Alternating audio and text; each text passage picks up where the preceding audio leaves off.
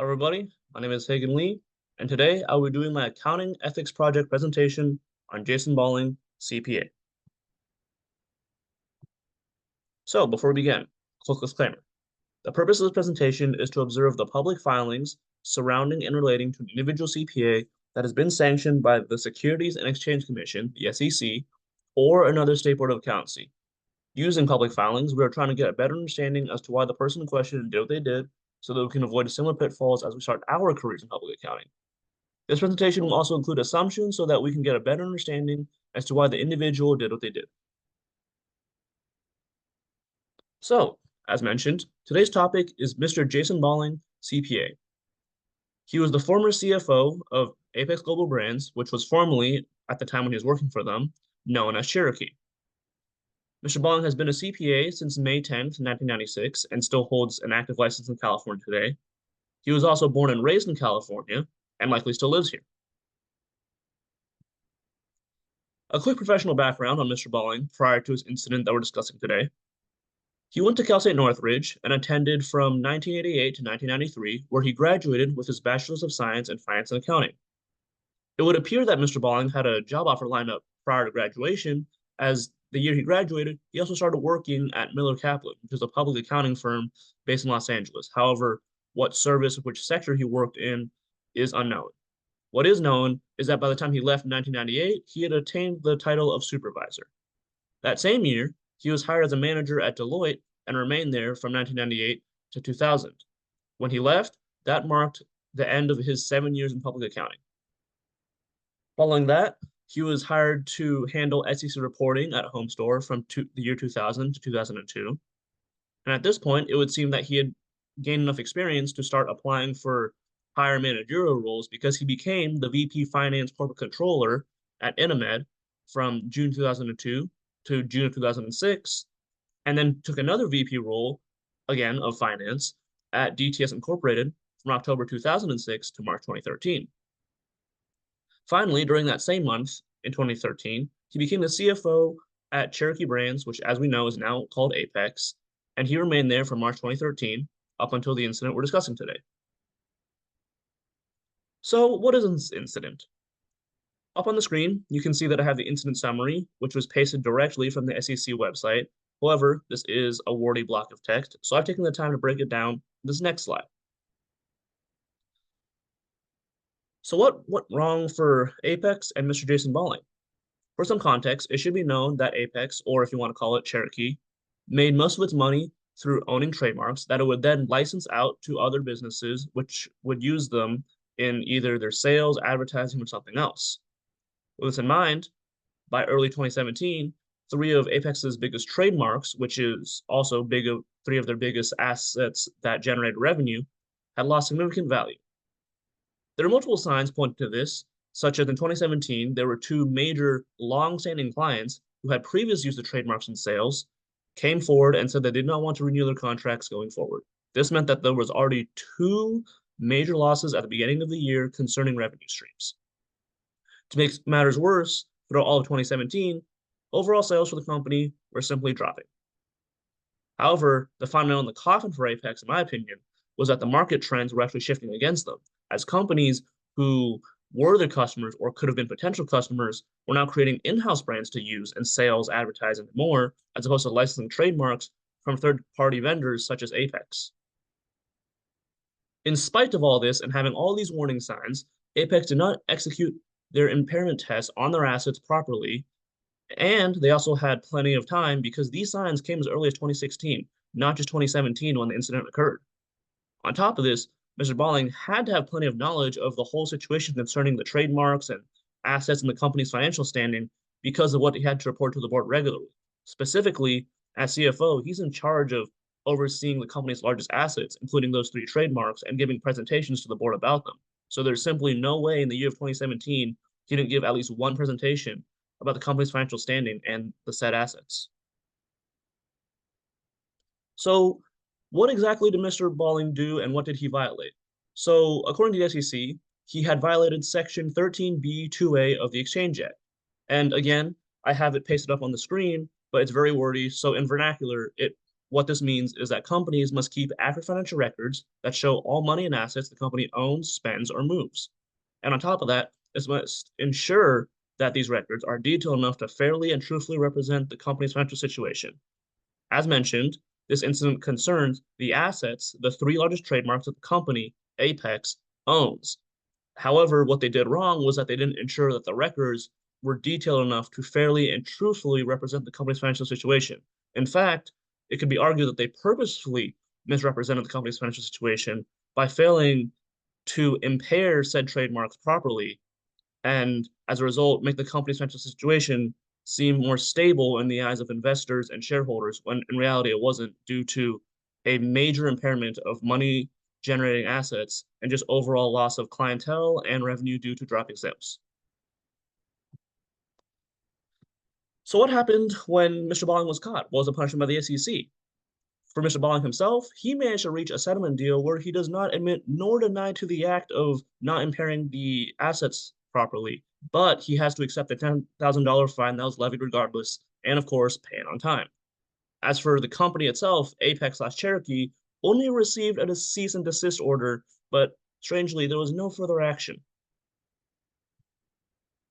However, Mr. Balling's troubles unfortunately did not end there, as eventually the California Board of Accountancy, the CBA, did catch wind and punish him for his actions for violating the SEC's rules. Specifically, his punishment was issued on February 18th, 2022, which was actually a few years after he was caught by the SEC. As a result, he had a CPA license suspended for 18 months, had to pay $5,392.56 in fines, which is allegedly the exact amount that was needed to prosecute and re-educate him. And he was subject to an additional regulatory review course by the CBA and ethics training, all of which had to be completed within 180 days of the issuance date.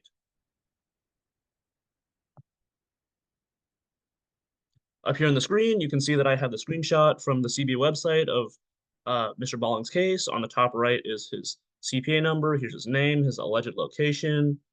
Down here under the bolded for violations of, you can see the date it was issued, 2022. Here's the $5,000 fine. Right under that is his required education ethics, 4 hours, and the 180 days requirement.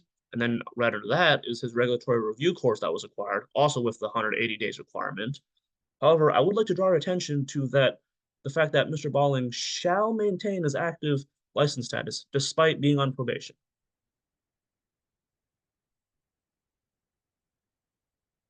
So, where's Mr. Balling now after his unfortunate incident? So it would seem that Mr. Balling actually managed to land on his feet, because almost directly after his incident, he managed to land a CFO and a COO job at EVP, which lasted from November 2018 to November of 2022. And while this is just a hypothesis, I suspect he might have lost his job or had to step down due to losing his CPA license in 2022. But again, seems like he landed on his feet perfectly fine, because now he holds his current job as a CFO at CMTA Incorporated, which he attained in March of 2023, which is really not that long after he initially lost his license.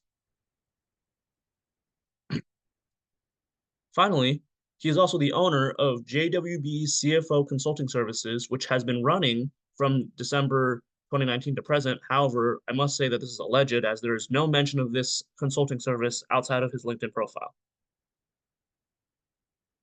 So, what are my thoughts on this incident? Well, first off, I thought that Mr. Balling was initially doing all this to keep a bonus that was somehow locked behind performance metrics at Apex, but this is just based off the SEC report.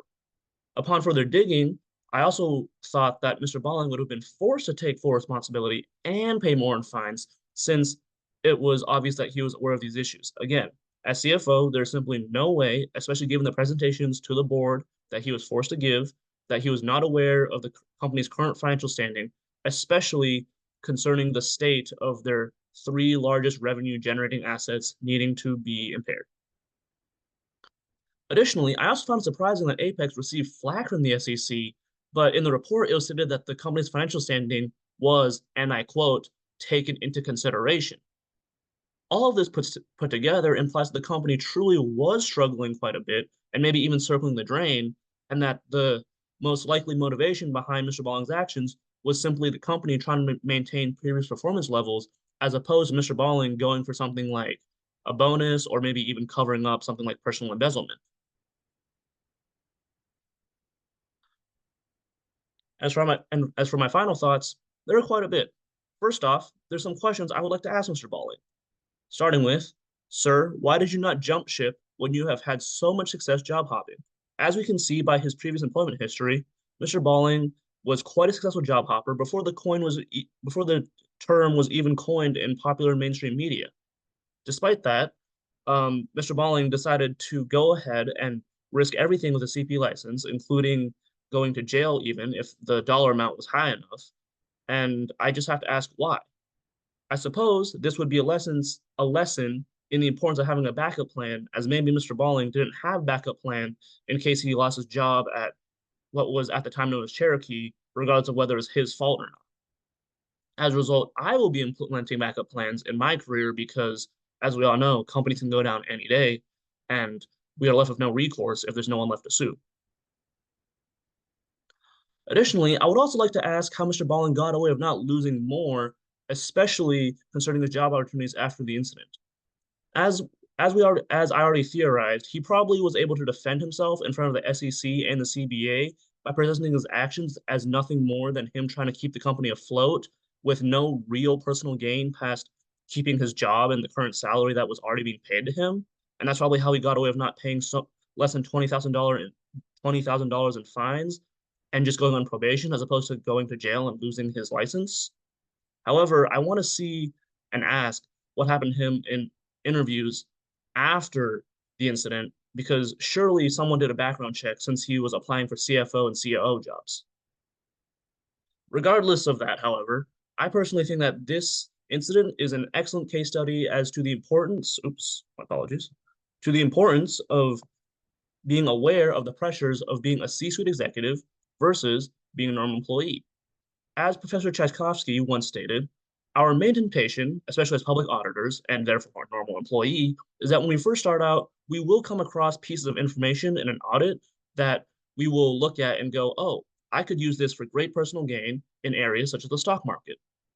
However, what isn't discussed as much at our level is that once you become C-suite, not only are those temptations from audits still there, now we also have the added pressure of people such as the CEO and the board breathing down our necks to achieve certain performance metrics, which I'm sure was probably happening to Mr. Balling.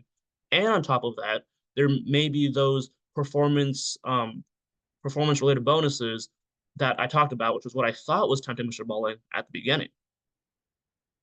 All in all, this is something we need to be aware of as we progress, as most of us do not aspire simply just to stay as an associate in public audit. Additionally, I suspect that Mr. Balling also may have had bad habits from his previous employment as management. As noted before, he only spent 7 years in public accounting and has spent much more time in the managerial position. As a result, it's not too far-fetched to say that he possibly could have picked up some bad habits over the years and gone away with it because he was in management.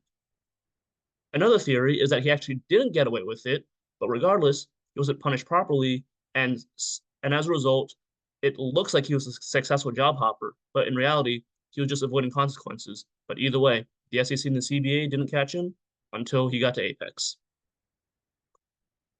As a result, it could be argued that maybe Mr. Balling spent too much time in his managerial role and not enough time in public accounting for the ethics of everything to be properly reinforced. And that is something that we have to watch out for, including myself, as I want to transition out of public accounting after 7 years, the way Mr. Balling did.